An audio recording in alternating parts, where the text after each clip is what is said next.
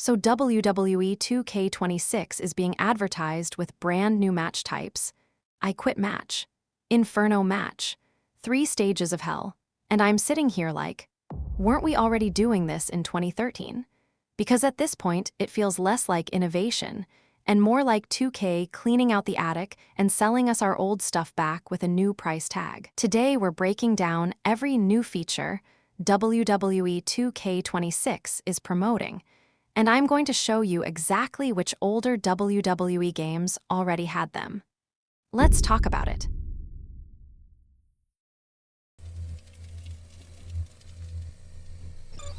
The big one they're pushing, I Quit Match, returns to WWE 2K26. First seen in WWE 2K14, also appeared in older games like WWF Attitude, so let me get this straight. This match type has existed since the late 90s, was playable in 2K14, then got removed, and now it's being marketed like some groundbreaking innovation. This isn't new content. This is content that went on vacation for 10 years. I despise the notion that Take-Two and other similar gaming companies will introduce a feature that most people enjoy and/or is unique. And then, for no apparent reason, they delete the features, just to reintroduce it years later and pretend as if it were a new feature.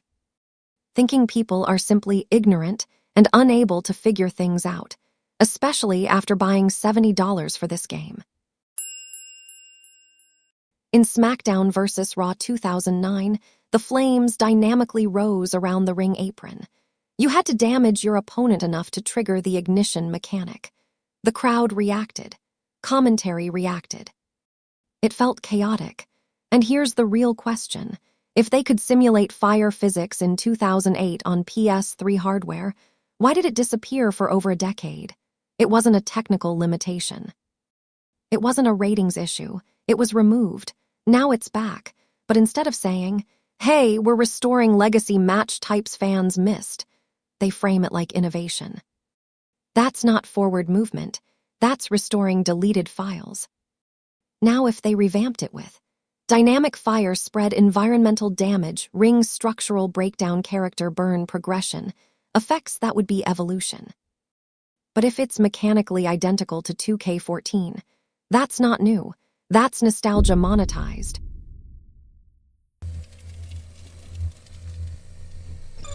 Three Stages of Hell is another example of selective memory marketing.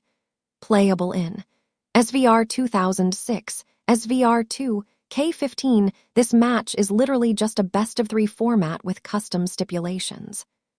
It's not even a new mechanic. It's structured match sequencing. And here's the part that's wild.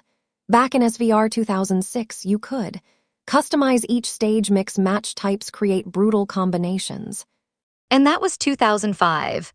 So unless 2K26 introduces seamless transitions between match environments, persistent damage carryover that affects animations, dynamic crowd alignment changes between falls, commentary that adapts to match narrative, then what are we celebrating? Because if it's just Fall 1, normal match Fall 2, Street Fight Fall 3, cage match, we were doing that 2 console generations ago. This isn't groundbreaking, it's a structured playlist.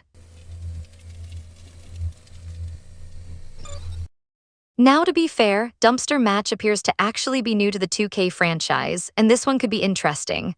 But here's what matters: is it just a carry opponent, right arrow, press button, right arrow, cutscene, close lid mechanic, or is it physics-driven? Can you fight inside the dumpster, slam opponents on the lid, climb it, break it, interrupt the closing animation? Because if it's just a contextual animation trigger, it's going to feel like casket match with different textures.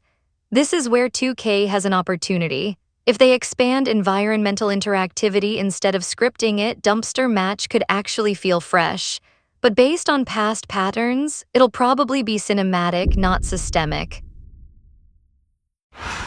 Intergender Matches returning is being treated like some progressive breakthrough. But we had it in SVR 2009 and that was unrestricted, then it vanished, then came back, then got restricted, then expanded again. This isn't a new feature, it's toggled policy. The issue isn't inclusion, inclusion is great. The issue is instability. Features in WWE games feel temporary. Instead of building long-term systems and expanding them yearly, they add. Remove, re-add, market, that's the cycle. Here's the deeper problem. WWE 2K operates on an annual release cycle. That cycle discourages long-term system development. Instead of rebuilding physics engines, overhauling AI logic, redesigning match flow, creating persistent storytelling systems, they prioritize feature rotation. Rotation keeps the marketing fresh, but it prevents foundation growth. Think about it. If Inferno Match had stayed in every title and improved each year, by now it could have real-time flame simulation, rope deterioration, crowd evacuation reactions, superstar panic animations. Instead, it disappears for 10+ years. So when it returns, it feels big, but only because we were deprived. It's artificial hype created by removal. That's the strategy. And it works because nostalgia sells. Let me be clear, I'm not mad these match types are back. They should be back. They never should have left. What I don't like is pretending restoration equals innovation. WWE 2K26 isn't a revolution, it's a restoration project. And if we don't call that out, next year they'll remove something else and sell it back to us in 2K28. So the question is, are you happy getting features back? Or do you want the series to actually evolve? Drop your thoughts, because this franchise has insane potential. It just needs to stop living in its own past.